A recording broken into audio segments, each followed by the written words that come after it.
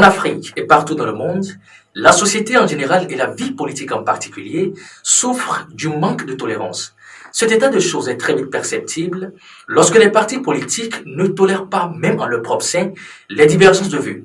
Et plus généralement, lorsqu'ils rejettent purement et simplement le point de vue des autres. Résultat, les nations sont occupées à résoudre des querelles intestines à tel point que le développement leur échappe parfois. Au regard de tout ceci, ne peut-on pas dire donc que la tolérance est un allié incontournable de développement? La tolérance, c'est quoi en réalité? Devons-nous tolérer tout le monde et par conséquent toutes choses, même si elles vont à l'encontre de nos croyances, de notre foi, de notre éducation et de nos objectifs? Bonjour à tous et bienvenue ce lundi dans votre émission d'éducation politique. En face de moi pour répondre à toutes nos questions, un panafricaniste d'action, un stratège politique d'envergure, le professeur Patrick Armand-Pognon. Nous le retrouvons donc depuis le studio Augustine à l'Anatoine de Lomé après cette pause publicitaire.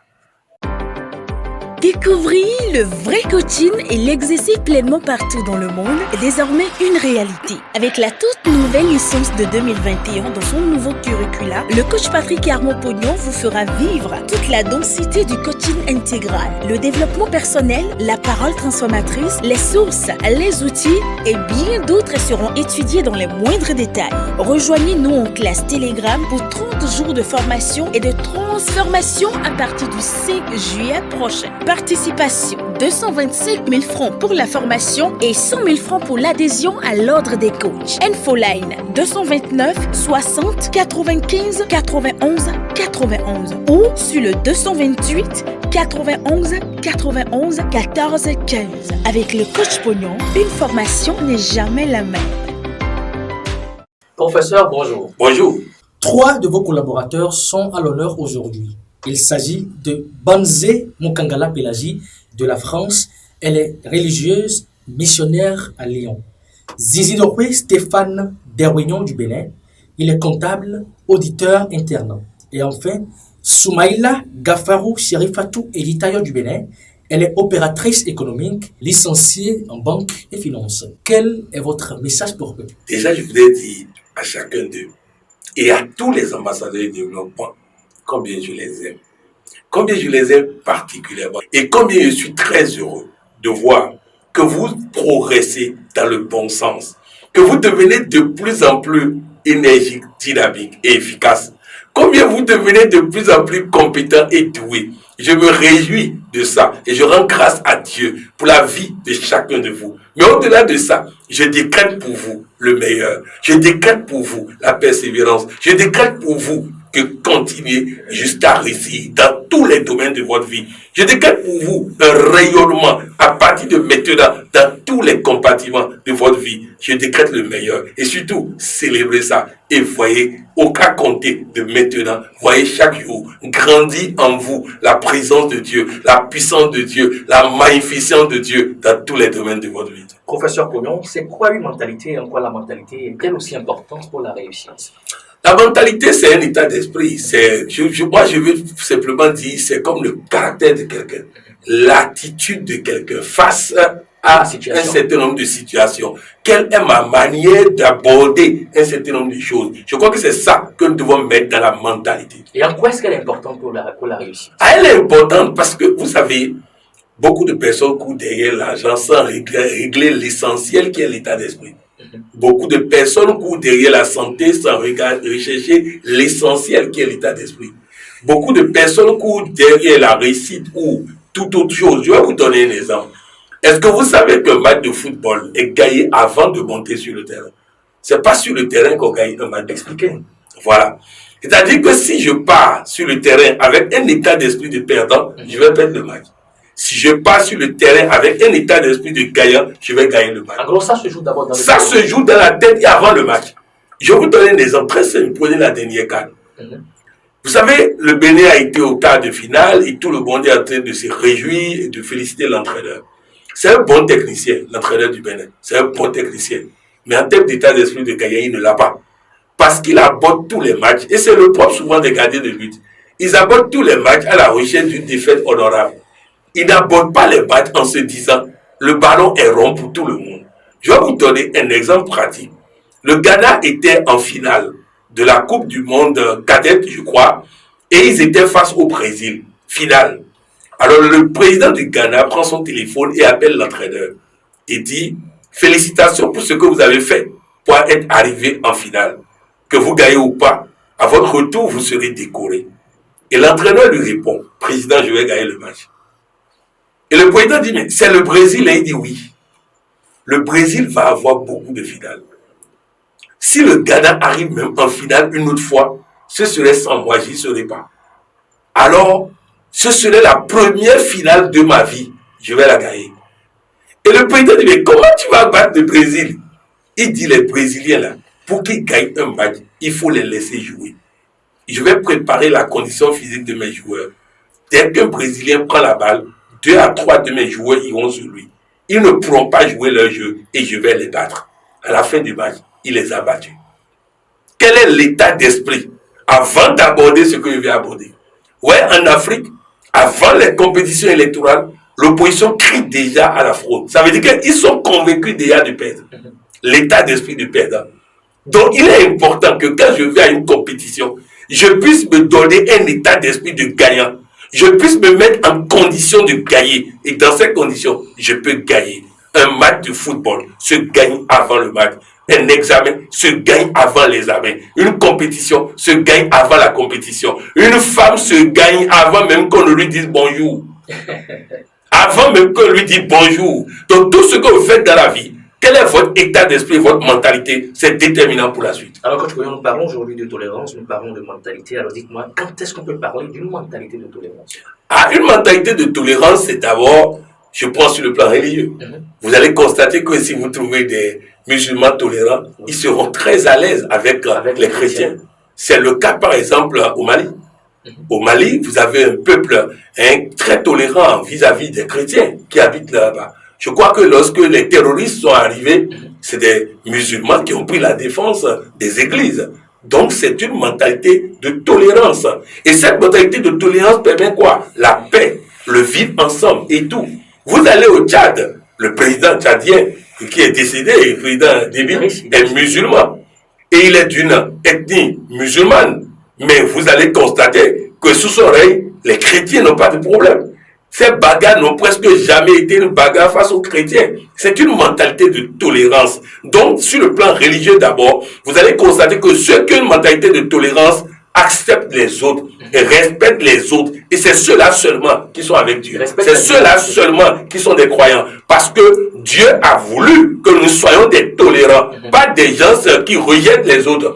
Pas des gens qui trouvent que les autres sont mauvais. Non, la mentalité de tolérance fait gagner. La mentalité de tolérance fait bien vivre. La mentalité de tolérance ouvre des portes. Donc si je quitte le plan religieux et je viens au plan politique, la mentalité de tolérance voudrait que le peuple tolère les dirigeants. Parce que vous allez voir que dans la plupart de nos pays, nous avons une haine viscérale contre les dirigeants. Or, quand on a besoin de dirigeants, il faut quand même quelqu'un pour accepter des dirigeants. Donc, il faut qu'on tolère les dirigeants. Ça, c'est un. Il faut que les dirigeants aussi tolèrent l'opposition. Que l'opposition tolère les dirigeants. Parce que nous sommes dans un système où l'opposition cherche à prendre le pouvoir pour mettre les dirigeants en prison. Les dirigeants cherchent par tous les moyens à persécuter les opposants pour ne pas prendre le pouvoir. C'est parce qu'il n'y a pas cette mentalité de tolérance. Si nous nous tolérons, nous nous respectons mutuellement, nous allons pouvoir travailler ensemble, quitte à ce que moi je m'oppose parce que je suis opposant, l'autre gouverne parce qu'il est gouvernant, et bientôt la roue va tourner, moi il va devenir gouvernant, lui va devenir opposant, et on va se respecter mutuellement. Donc dans une mentalité de tolérance, vous voyez donc, il y a la paix. Je peux aller au niveau des couples. Il faut une mentalité de tolérance. L'autre a reçu notre éducation. Moi, j'ai reçu notre éducation. Il faut qu'on s'accepte pour vivre ensemble. Donc, vous comprenez que dans tous les domaines, nous avons besoin d'une mentalité de tolérance pour vivre heureux, à l'aise et agréable. Alors, vous parlez dans tous les domaines, coach Koudjon. Est-ce que ce n'est pas seulement les dirigeants politiques qui ont besoin d'une mentalité de tolérance? Ah non, non, non. Les dirigeants politiques sont l'émanation d'un peuple. Si les dirigeants politiques d'un pays manquent de tolérance, ce n'est pas eux, c'est qu'ils sont issus d'un peuple qui manque de tolérance. C'est ça. Nous ne tolérons. Écoutez, le citoyen, le dirigeant est d'abord un citoyen. Donc nous jugeons les dirigeants. C'est pas moi j'ai dit que chaque peuple a le gouvernement qu'il mérite. Alors si nous sommes un peuple tolérant, nous serons des dirigeants tolérants. Si nous sommes un peuple d'intolérance, nous aurons des dirigeants intolérants. Donc ça commence d'abord par le peuple. Oui, quand je félicite le Mali, vous croyez que c'est le peuple, c'est les dirigeants qui ont créé le cousinage? Où chacun est cousin de quelqu'un? Où il y a la plaisanterie qu'ils font, et lui, il est mon esclave. Lui, il est mon ceci. C'est pas ça. C'est pas les dirigeants qui ont créé ça. Au Mali, tout le monde est cousin de tout le monde. Tout le monde est cousin de tout le monde. Donc, il est difficile pour toi au Mali de dire que tu veux persécuter un opposant. Puisqu'il y a trop de personnes autour de toi qui sont cousines de cet opposant. Donc, ils n'ont pas. Vous allez voir rarement la persécution des opposants au Mali. Vous allez voir rarement la persécution des opposants au Mali.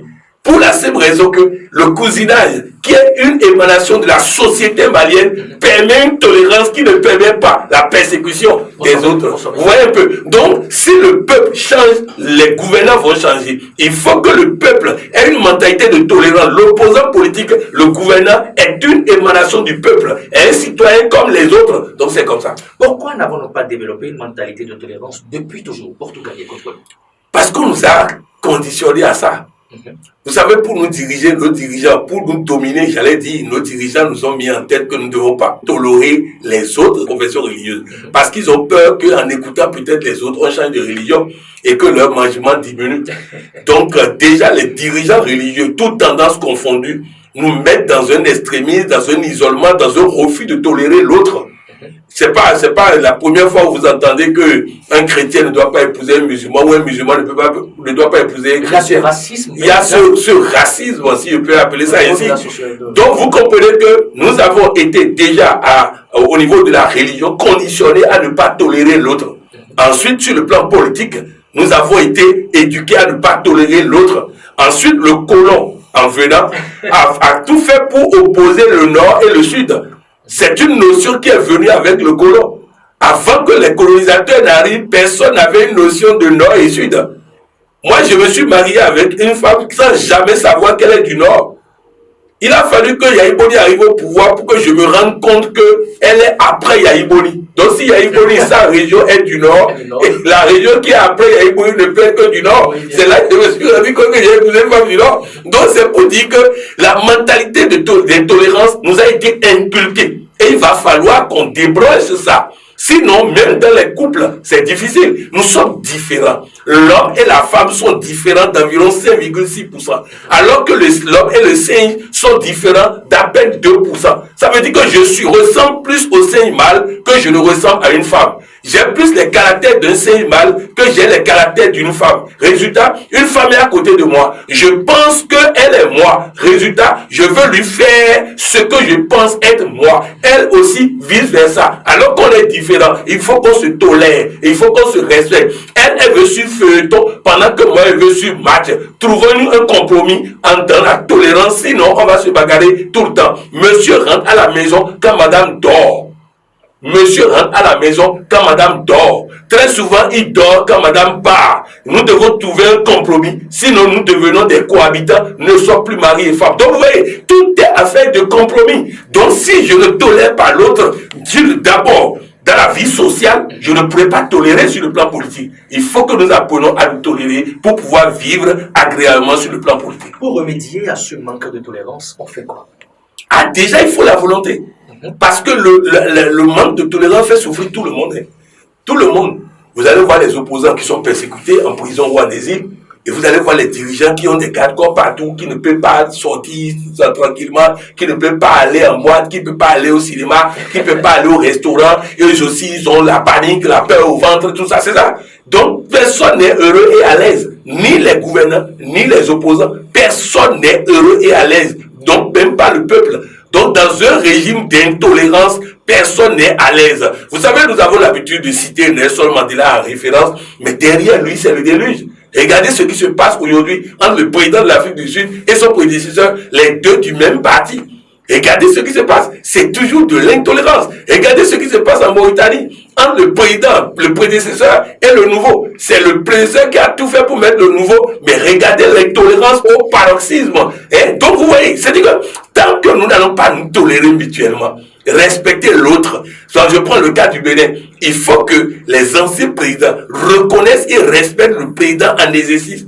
En retour, que le président en exercice reconnaisse et respecte ses prédécesseurs. C'est ça la tolérance. Mais tant que nous n'avons pas fait ça, et nous sommes dans l'autre n'a qu'à quitter. Moi, je dois avoir raison. Moi, je dois avoir raison. C'est moi seul, j'ai raison. C'est cette intolérance qui fait que nous vivons tout le temps sous tension, alors qu'un peu de tolérance allait nous permettre de vivre agréablement. Est-ce qu'il y a autre chose à part la volonté, par exemple, coach Boigny? Il faut avoir la volonté, il faut la vivre, par exemple, et laisser les autres vivre aussi. Mais c'est ça, ça découle de la volonté. Ça découle de la volonté. Vous savez, j'ai l'habitude de dire que lorsque nous avons le pourquoi des choses, c'est très facile de les exécuter. C'est pourquoi j'insiste sur la volonté, c'est-à-dire le pourquoi. Pourquoi nous devons être tolérants? De toutes les façons, personnellement, je n'ai pas d'ennemis. Parce que je suis tolérant, je respecte le point de vue des autres. Je suis dans un débat, le monsieur prend la parole, il m'insulte correctement, il termine. Et il veut que moi je parle. Je n'ai pas parlé. À la fin, il dit qu'il voit que moi j'ai fait ma meilleure émission. Ma meilleure émission. Parce qu'aujourd'hui, je n'ai insulté personne. Lui m'a insulté, je n'ai pas répondu. J'ai simplement répondu. S'il est satisfait de son émission, gloire à Dieu. Moi, je n'ai personne à qui je veux prouver quoi que ce soit. Lui, il a des gens qui le jugent après l'émission. Et ceux-là ont demandé d'insulter. Il a fait ce qu'il veut. Ils vont l'applaudir. Moi, j'ai fait ce que je dois faire pour que lui, il soit heureux, afin que demain, il ne me jette pas des poux dans les cheveux. C'est aussi simple que ça. La mentalité de tolérance permet que toi-même qui tolères, tu vives en paix et en sécurité. Il n'y aura pas de paix pour un homme politique de la gouvernance comme de l'opposition en Afrique et dans le monde tant qu'il n'y a pas de tolérance dans la manière de traiter sur le plan politique. La tolérance permettra à tout le monde de pouvoir vivre en paix, en toute sérénité et autres. La tolérance nous conduit-elle, doit-elle nous conduire, coach Boigny, à tout accepter et à tout supporter? Non. La preuve. Donc on ne tolère pas tout. On tolère tout. Mais c'est quand vous dites accepter et supporter toute chose. Non. Par exemple, j'ai laissé le monsieur, il a fait son show, il m'a insulté et tout. Je l'ai laissé faire, il est content, il est parti. Mais après, j'ai dit aux organisateurs, je ne souhaite pas avoir un débat avec lui encore. Ok, d'accord. On est ensemble. Je respecte son point de vue. Je respecte son droit à la différence. Vous savez, dans notre organisation, lorsque je me rends compte que quelqu'un ne m'aime pas, au point où toutes mes réussites font un problème pour lui, je le tolère dans sa différence, mais je fais tout pour qu'il ne soit pas au courant de mes succès, pour ne pas tomber malade et m'en vouloir. Donc c'est pas la tolérance, oui, mais la tolérance ne veut pas dire que je continue de me laisser piétiner dessus. Non, il m'a piétiné, j'ai toléré le fait qu'il m'a piétiné, mais je ne mettrai plus mon pied là pour qu'il piétine. Je ne lui donne plus l'occasion. Je ne lui donne plus l'occasion. Donc c'est aussi simple que ça. Donc c'est très important. Je vais vous donner encore un cas de tolérance. Au Bénin, en ce moment, le chef de file de l'opposition a été choisi selon les tests. L'opposition ne le reconnaît pas. Mais un peu de tolérance des deux côtés va les amener à travailler ensemble pour voir comment l'un peut faire un pas vers l'autre pour qu'on puisse avancer. Je donne l'exemple. Il y a un parti au Bénin qu'on appelle le Parti communiste du Bénin, qui était le Parti communiste du Dahomey. Un parti fait de personnes, de grands intellectuels, de personnes intègres, de personnes dont, personne ne remet en cause l'intégrité et autres. Mais ils ont besoin de tolérance. Parce que leur volonté les autres doivent nous écouter. Et eux, ils ne peuvent jamais écouter personne. Fait que depuis longtemps, alors qu'ils en ont plusieurs fois eu l'opportunité, ils n'arrivent pas à contribuer à la gouvernance et donc à redresser la gouvernance. Donc la tolérance, c'est accepter que tout le monde ne pensera pas comme moi. Accepter le droit à la différence. Accepter que les autres pensent autrement. Si vous ne faites pas ça, vous ne pouvez pas vivre de façon agréable et profiter des opportunités qu'offre la vie. Professeur Pognon, votre exhortation et mot de fin. Je voudrais dire à chacun et tous, nous faisons des émissions, nous faisons des tonus. Ça peut paraître banal, ça peut paraître insignifiant, mais sachez que lorsque chacun va intégrer et appliquer ces données, nous allons vivre agréablement dans une belle communauté de vision et nous allons construire nos nations. Personne ne construit une nation dans une mentalité d'intolérance. Personne ne construit une nation dans une mentalité d'intolérance. Nous avons besoin de tolérance religieuse, nous avons besoin de tolérance raciale, nous avons besoin de tolérance à tout bout de champ. Le jour où le panafricaniste va tolérer le français et que le français en retour va tolérer le panafricaniste, nous aurons gagné et nous allons gagner. Merci professeur. Merci.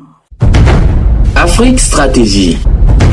Afrique Stratégie, une émission 100% africaine. Politique, diplomatie, tactique, consulting, l'art de la gestion. Avec le stratège par excellence, le coach Patrick Armand Pouillon.